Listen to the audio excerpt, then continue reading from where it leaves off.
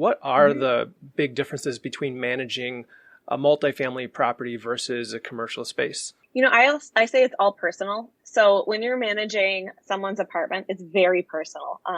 When the power goes out in their apartment, they're angry and upset and they might lose their refrigerator's worth of food.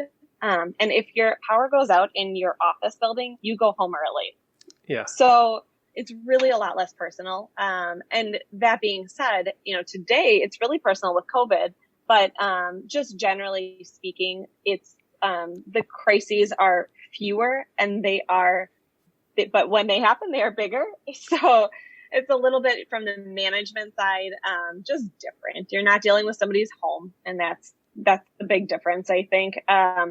Your issues are different. And then, from an accounting perspective, there's a real difference because commercial maintenance and repairs are typically billed back to the tenants, whereas in multifamily, that's an owner's expense. And so there's also a little bit of a difference in how you kind of strategize and tackle repairs and overall maintenance and capital improvements between multifamily and commercial properties. Okay.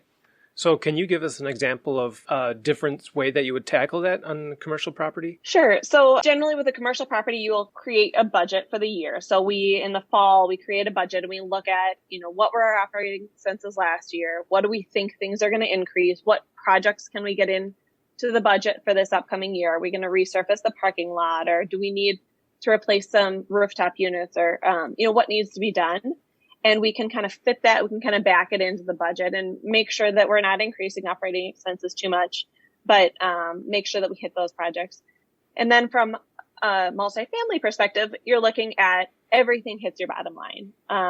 The tenants do not reimburse you for any of that, whether it's, a general maintenance expense or a capital improvement. So you're just thinking about it different. I think that's, why you sometimes see some more deferred maintenance on multifamily properties, simply because that's all owners' expenses. So depending on their outlook, if they want to keep their distributions higher, they may just forego that roof and deal with the light repairs because they don't want it to come out of their pocket, versus on a commercial property where that would be something you could bill back to a tenant. Want to hear more on this topic? Click the link below for the full episode of Maximizing Your Property Value.